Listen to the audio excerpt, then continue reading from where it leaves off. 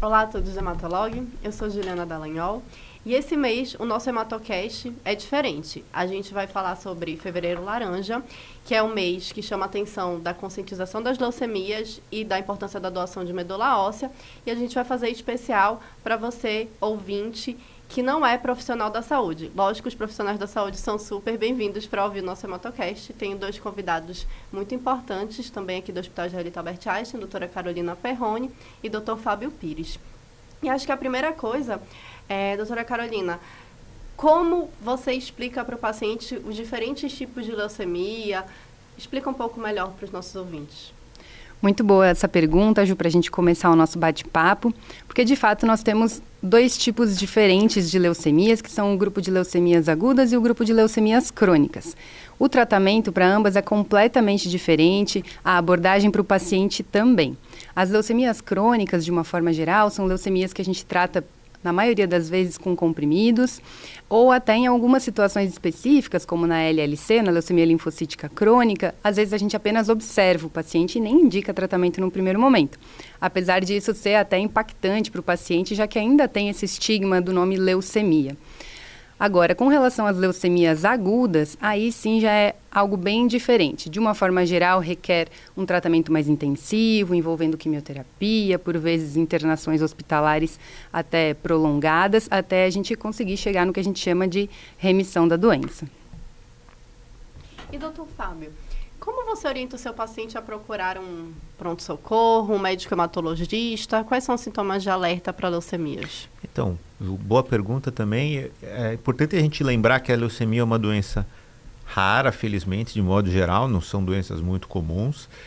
E os sintomas delas, de modo geral, são inespecíficos, ou seja, podem acontecer em várias condições. Eles oscilam desde ser quadros totalmente assintomáticos, que é mais, como a doutora Carolina estava falando, no polo de leucemias crônicas, e que muitas vezes o paciente às vezes descobre a doença num exame de sangue de rotina, que ele faz por outro motivo, até os sintomas de falência de medula óssea, que ocorrem mais nas leucemias agudas, em que você tem uma parada da produção de glóbulos vermelhos, glóbulos brancos e plaquetas saudáveis, e o paciente apresenta anemia, cansaço, fica tendo infecções recorrentes, volta e meia uma dor de garganta ou uma pneumonia que leva o paciente sempre ao pronto-socorro, e sangramento, gengiva, nariz, eventualmente na pele.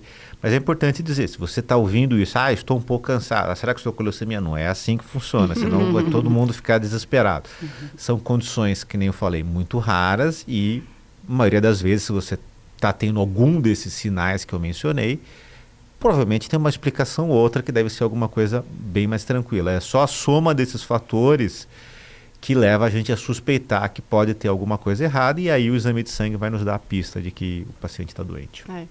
O exame de sangue, então, é rastreio, né, para a maior parte desses pacientes, e alguns a gente vai precisar fazer alguns estudos mais completos, incluindo estudo da medula, olhar o mielograma, imunofenotipagem, estudos genéticos, né, e a gente teve um avanço diagnóstico muito importante aí nos últimos anos, e também avanços de tratamento, né? Eu acho que seria legal começar um pouquinho sobre as doenças crônicas, né? Queria que o doutor Fábio falasse sobre os avanços de tratamento de leucemia mieloide crônica, o que a gente tem hoje, como a gente deve tratar, diferenças do cenário público-privado, que eu acho que é algo importante da gente conversar aqui.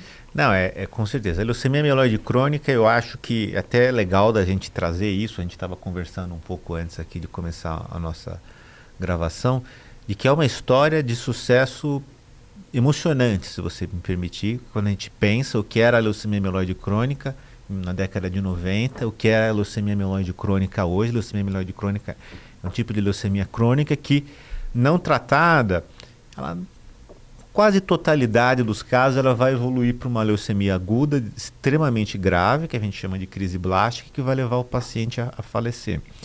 Mas com os avanços e com conhecimento da biologia da doença, do porquê que surge a leucemia crônica, surgiram remédios como o imatinib e posteriormente depois outros inibidores de quinase, como o dasatinib, nilotinib, ponatinib, agora mais no ano passado o asciminib, que conseguem desligar a proteína motora da leucemia mieloide crônica, que chama-se BCR-ABL, e fazer com que os pacientes entrem num quadro de remissão da doença. Remissão muitas vezes a níveis indetectáveis da célula leucêmica no corpo da pessoa. Então era uma doença que antes do surgimento desses medicamentos a gente precisava fazer um transplante de medula óssea para tentar curar a pessoa, e hoje em dia a gente trata com um comprimido que o indivíduo toma, muitas vezes com efeitos colaterais muito discretos, eu diria, na maioria das vezes, uma boa tolerância, e consegue em alguns casos, até mesmo depois de muitos anos de tratamento, até mesmo curar o paciente, em alguns casos, com uma total erradicação. Sei que pode falar, curar é uma palavra forte, mas em LMC hoje a gente consegue, com os inibidores de quinase, curar uma fração dos pacientes com LMC. Então, realmente, acho que na oncohematologia como um todo, acho que é o maior avanço que a gente teve nos últimos 30 anos. E, com certeza, se alguém não ganhou um prêmio Nobel por causa disso aí, alguém vai ganhar, porque, sem dúvida, acho que é fabuloso o que aconteceu no LMC. Hoje é uma doença, realmente, cujo tratamento é bem mais tranquilo, via de regra. Claro que não é bom ter LMC, mas... E eu acho que, trazendo um pouquinho para a diferença, né, os gaps que a gente tem entre a população público-privado, é uma doença que tem um acesso muito melhor para os pacientes no tratamento do público, e isso é algo interessante. Lógico, sempre existe uma certa diferença. Teve recentemente a incorporação de um inibidor de terceira geração, que é a ponatinib no SUS. Ainda não está assim, né, na prateleira para pegar, mas vai estar em breve. Então, a gente teve grandes avanços.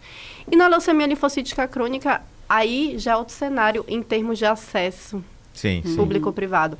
A gente vê que ainda no sistema público a gente vive muito a era da quimioimunoterapia, que é uma era que teve a sua grande expansão aí nos anos 2000 e que agora a gente está na época da terapia-alvo, e a gente tem uma grande novidade, inclusive com tratamentos também oral, né? Então a gente pode fazer o tratamento simplesmente com combinações orais, mas nada disso está disponível no Sistema Único de Saúde. No Sistema Único de Saúde a gente ainda segue fazendo quimioimunoterapia, ou às vezes só químio sem a imuno, porque também a gente não consegue o anticorpo monoclonal. Então, um gap que a gente tem grande aí na nossa sociedade.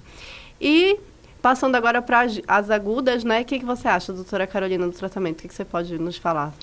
Bom, falando especificamente da leucemia mieloide aguda, Ju, a gente teve um avanço muito grande nos últimos anos, especialmente com relação a drogas-alvo. A gente não tem ainda disponível de forma ampla aqui no Brasil, mas nos Estados Unidos já estão aprovados, então imagino que nos próximos anos a gente vai ter esse acesso mais fácil aqui no Brasil. E a gente também diferencia de forma com relação à idade e principalmente com relação a forma física do paciente, com relação a qual tratamento que nós vamos escolher. Se for um paciente mais jovem, que tem uma boa performance e, inclusive, se tem indicação de fazer transplante de medula óssea, que seria a forma curativa dessa doença, a gente costuma lançar mão de quimioterapias mais intensivas. Já em pacientes que são mais idosos ou que a gente tem algumas alterações genéticas mais específicas, especialmente associados à mielodisplasia, a gente acaba lançando mão de medicações como hipometilante, azacitidina, decitabina, associado ao venetoclax, que é um comprimido. Então, isso, principalmente a performance do paciente e o avanço no diagnóstico genético que vai nos guiar com relação a qual tratamento que a gente vai escolher para cada paciente.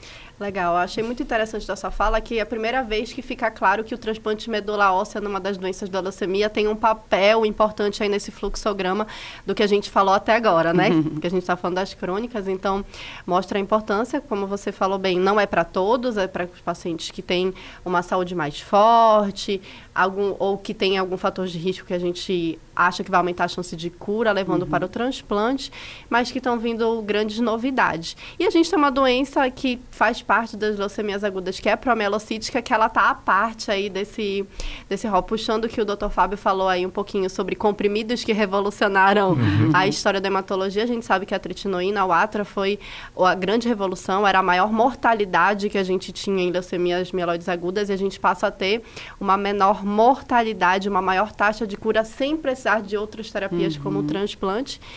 E chegou no Brasil há pouco tempo também o uso do arsênico, então a gente consegue fazer sem quimioterapia convencional o tratamento de muitos pacientes associando essas duas drogas, e isso também é algo muito interessante. Sim, existe inclusive alguns estudos sendo conduzidos com formulações de arsênico oral. Então, hoje em dia, você poderia, em alguns cenários, conseguir tratar uma leucemia promielocítica aguda, que é uma doença, se não tratada, de elevada mortalidade, com apenas medicações por via oral, comprimido, que é algo impressionante, revolucionário, se a gente pensar.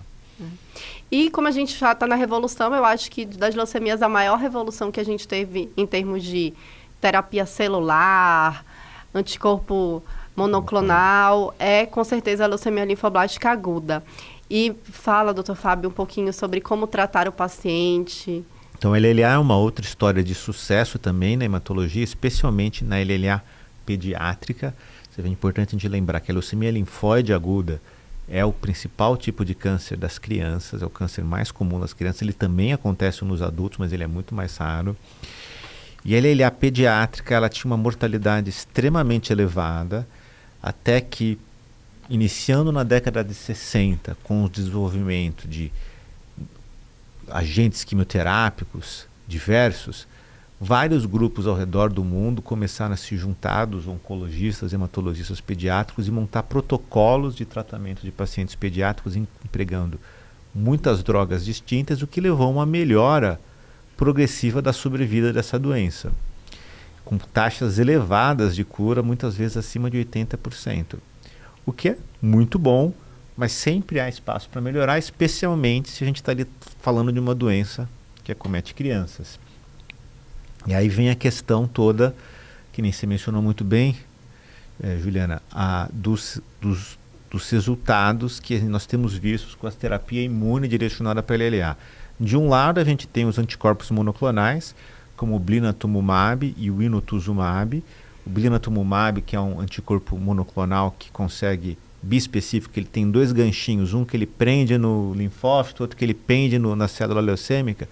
Ele direciona o linfócito saudável do paciente para matar a célula leucêmica, e ele leva a uma melhora de sobrevida. É o primeiro remédio que melhorou a sobrevida de leucemia linfóide aguda em criança em muito tempo.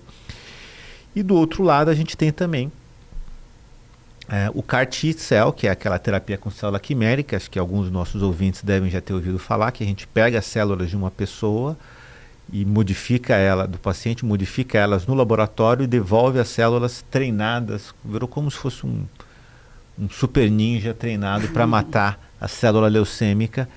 E o primeiro caso emblemático de sucesso de terapia CAR T-cell era de uma menina americana que estava morrendo de LLA, e ela entrou num estudo clínico para tentar essa terapia, e a menina melhorou e está viva até hoje. Inclusive virou um símbolo do sucesso da nova era de imunoterapia do câncer, que a gente já está vivendo há uns 10, 15 anos, e que tem mudado realmente o tratamento não apenas de LLA, mas de vários outros tipos de câncer. E vale ressaltar, e aí a doutora Carolina, como transplantadora, acho que poderia passar essa mensagem muito bem, seria qual a importância de ser um doador de medula óssea e como ser um doador de medula óssea, então, que é tão importante para as doenças, para a cura da leucemia. Com certeza, Ju. Então, é muito importante ter essa conscientização de que realmente o transplante de medula óssea é a única forma curativa que nós temos para as leucemias agudas. E para se cadastrar, precisa ir até um banco de sangue que seja vinculado ao Redome. Isso vai variar de acordo com cada município, então sugiro que entre no site do Redome para olhar se o seu município tem algum banco de sangue vinculado, que vai poder colher uma amostra. Você vai passar por uma entrevista para poder saber se você pode ou não ser, de fato, um candidato a ser doador de medula óssea. Se você é importante ressaltar que tem que ter menos do que 35 anos. Atualmente, no Brasil, esse é o nosso limite. E se você tiver menos de 35 anos e tiver tudo bem na sua saúde, puder ser um doador, poder se cadastrar, é feita uma coleta de sangue simples, num tubinho. Não é, algumas pessoas pensam que já é direto à medula óssea, não é uma coleta simples de sangue. E esse material vai ser apenas armazenado, vai ser guardado. E se porventura algum paciente, quando estiver precisando de um transplante, esse material vai ser analisado, e se você for compatível, você vai receber uma ligação do Redome convidando você a ser o doador desse paciente. É muito importante também lembrar que você tem que sempre manter seus dados atualizados, né? Porque às vezes né? Esquece, vai lá numa campanha, na faculdade, no colégio, coloca o seu nome e acaba depois esquecendo isso.